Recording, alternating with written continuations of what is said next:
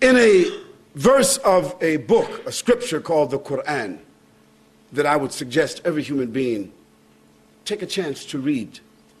If you can't read it all, read a verse, read a chapter of it. I mean, why not? You watch TV, you got 100, and if you got cable, you got 700 something channels,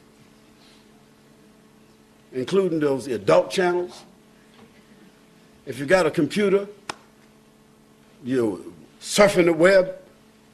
But then go to Google or Giggle, whatever search engine you got, and just put in the word Quran. Q-U-R-A-A-N. Yeah, Quran. Just put it in there. I dare you. I'm not telling you to put it in there because of religious purposes. Just put the word Quran in there and see how many hits that you get down there. See how many. And then just click one and just listen. Listen to the Quran. If it's in Arabic, you won't understand it, but just listen to it. And then ask for a translation, and then read it.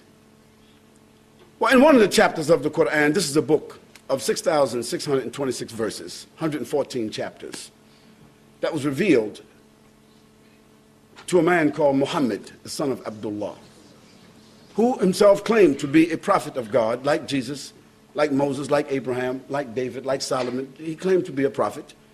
And we believe, as Muslims, that he was a prophet. We believe that this Quran was, in fact, revealed to him. This is what our belief is.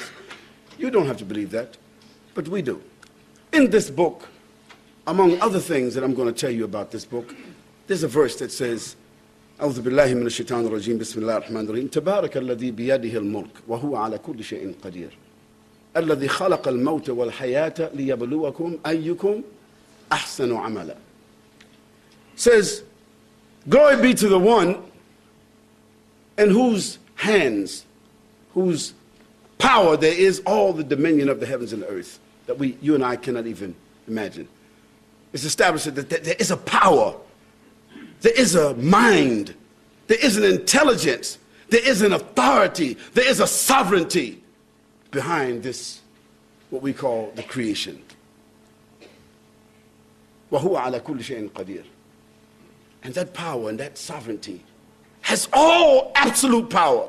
Not humans, not governments, individuals or collectively, past, present, future, nothing. We're just sophisticated sperm drops. That's all we are. Sophisticated. But that's where we started out, and in the end, dust to dust, ashes to ashes, that's all we'll be. وَهُوَ عَلَى كُلِّ شَيْءٍ قَدِيرٌ الَّذِي خَلَقَ الْمَوْتَ. It is that authority, that power, it is that mind, that intelligence that has created the heavens and the earth and everything in it, and created death for the humans before giving them life. Think about that. Death was conferred upon us before we were even given life. It was already there, inescapable. When you came into life, you carried with you the imprint on your DNA. You gotta die. That's a ticket that comes with the package. Life, death. But in this particular verse, we usually as humans say life, death, because we're living looking at death, even though we ignore it. But in this verse, it switches it because the one who has given the life says, death, we give you as a gift life.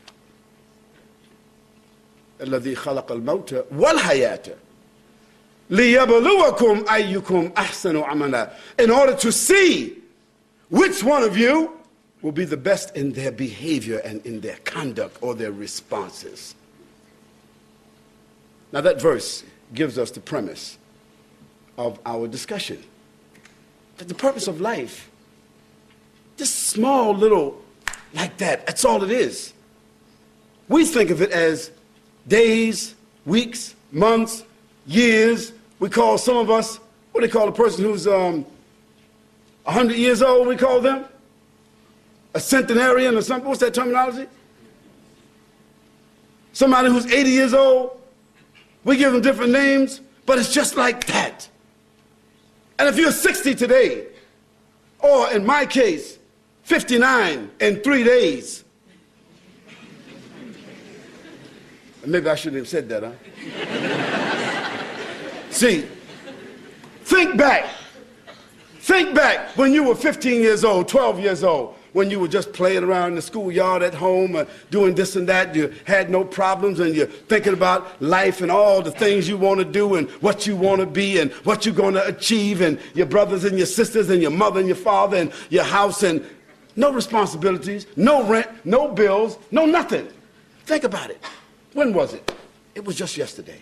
For me, it was just yesterday. Just like that. Where has the time went? What has happened? And now, today, everyone will agree. It seems like the sun rises and sets, and the day is just going like this. You can't even say, what happened? What's today? I said, today is Tuesday. I said, Tuesday, brother, this is Thursday. I said, what happened?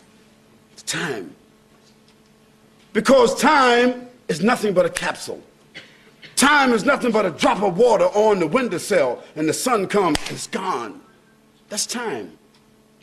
And that's what you and I have been given. We've been given time. And what you're going to do with this here time? No one, no group has come into being on their own. Is anybody here, whatever philosophy that you have, who can say that, well, I came into being on my own? No, you didn't come into being on your own. You didn't decide to come here. You didn't decide to even be here in this life. You were brought into life. You were conceived by your mother. And if some of you think that you were born by some type of immaculate conception, or even you came through some hallway or something, and even test tube babies, even those babies that are born when people are those mommy families, you know what I'm talking about. The daddy families who are buying the sperm off the internet and, you know, to have their own nuclear family. Still,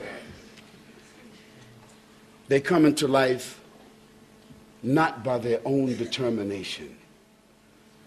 I say to you that if we think about the heavens and the earth, let's think about it for a moment. Let's go macro, and then we go micro.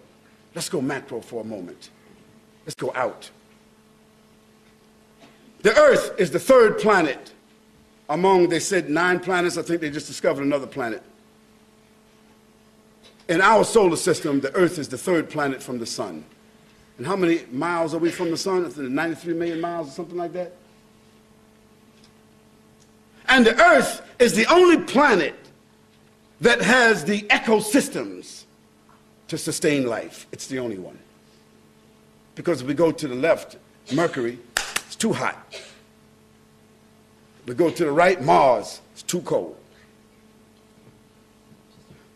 The earth has the only ecosystems that support what we call life. And if there is other human beings or other higher forms of life on some other planets, only Steven Spielberg knows about it.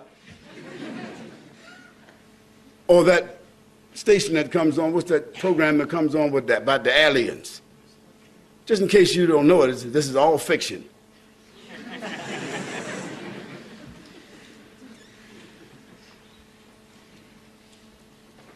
And our solar system has a sun, which is a star. And our solar system is dependent upon the energy of that star. It's called the sun.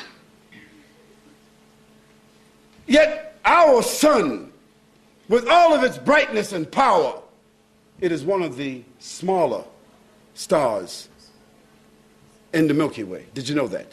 One of the smallest.